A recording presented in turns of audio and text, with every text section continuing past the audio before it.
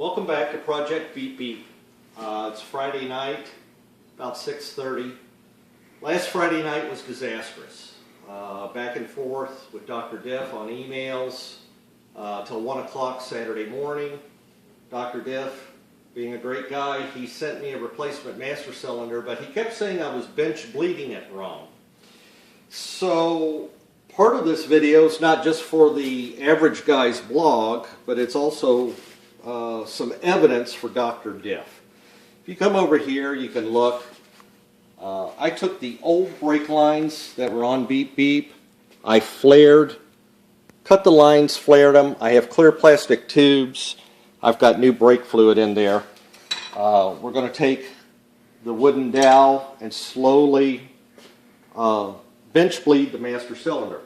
Before I go too far with that, this is a bleeder out of the front caliper, and what I have here is some high vacuum grease. This is actually used in the mining industry. No, I did not steal this from work. This is an expired tube. It expired in 2015, so they give them away when they expire. Vacuum grease is just that. It's for use whenever you have a vacuum or want to make a vacuum. It's used in a lot of cables that go on a mining vehicle to keep water out. Why am I going to put vacuum grease? I'm going to put vacuum grease around the top couple of threads of the bleeder and around the base of where the hose will go on the bleeder. Why am I going to do that? Because I've thrown in the towel on gravity bleed and the pump, the pedal method. Last Friday was disastrous. So I bought a Mighty Vac. I've got my good luck charm here with me. Hopefully he'll help me tonight. He wasn't here last Friday, so maybe that was the problem. I bought a Mighty Vac. This is a hand vacuum pump. Basically, what the procedure is to draw a vacuum with the bleeder closed. We'll draw about 10 inches of vacuum on a closed bleeder. And we'll make sure it doesn't bleed down, that the vacuum grease is not allowing any air to bypass the bleeder. Then crack the bleeder just a quarter turn and try to maintain 10-15 inches of vacuum and try to evacuate the line. Now, as soon as I see fluid flow, I'm going to have to stop. You can't let the master cylinder run dry. So we don't have a long video. Let's bench bleed the master cylinder, and then my lovely camera assistant is going to help me put the master cylinder in the car, and then the next video we'll do it. So you can watch the tubes here. I've got the wooden dowel. I'm going to slowly press in on the master cylinder, and I've got fluid going on one. Don't seem to have much fluid going on the other. So now you can see the back one, and the back one is actually the front brake, and I'm going to need to hold both tubes down, and we keep going back and forth until we never see air in the lines. And the back one, I have just about bled it. And the front one, because I can't keep the tube down, now let's try it.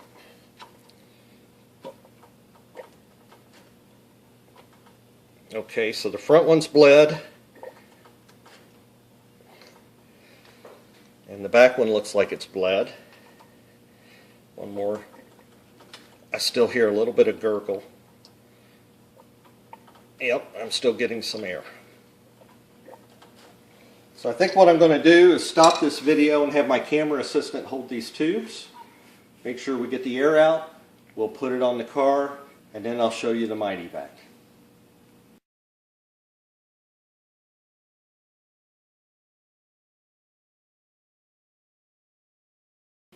Welcome back. Project BeepBeep on the Average Guy's Restoration blog. I'm sure you're tired of seeing these wrap-up videos every Sunday of defeat. I'm kind of tired of doing it too, and this is another defeat video. So, a little bit about the Mighty Vac. I had the rear brakes bled in less than 5 minutes.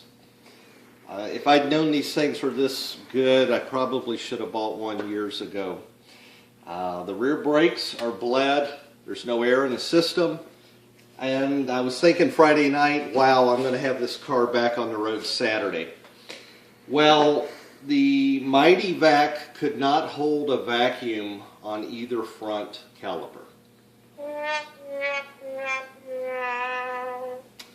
So we're sucking air somewhere in the front disc system. And I took each line, the steel lines, the line from the master cylinder to the proportioning block, put it on the Mighty Vac, put my finger over one end of the line. Every line holds a vacuum. I doubt the caliper seals are bad on both calipers. So we've got to figure out what's going on here. And it points to maybe the proportioning block. I went back, put a little vacuum grease on the proportioning block. I don't know why I can't hold a vacuum on both front calipers. Now my friend Ron, who's owned lots of Mopars, very knowledgeable, he has some ideas about resetting the proportioning block. And when I get back to it, I'll talk about that when I start my next weekend of trying to get BeepBeep back on the road. It's going to be several weeks before I can get back to the car. I'll be traveling and I've got family coming in from out of town. So that's why I wanted to do this wrap-up video. It'll be a while before you see me on the blog. But I'm going to be persistent. I'm not going to throw in the towel yet. And we'll see you in a couple of weeks. Thanks for continuing to watch.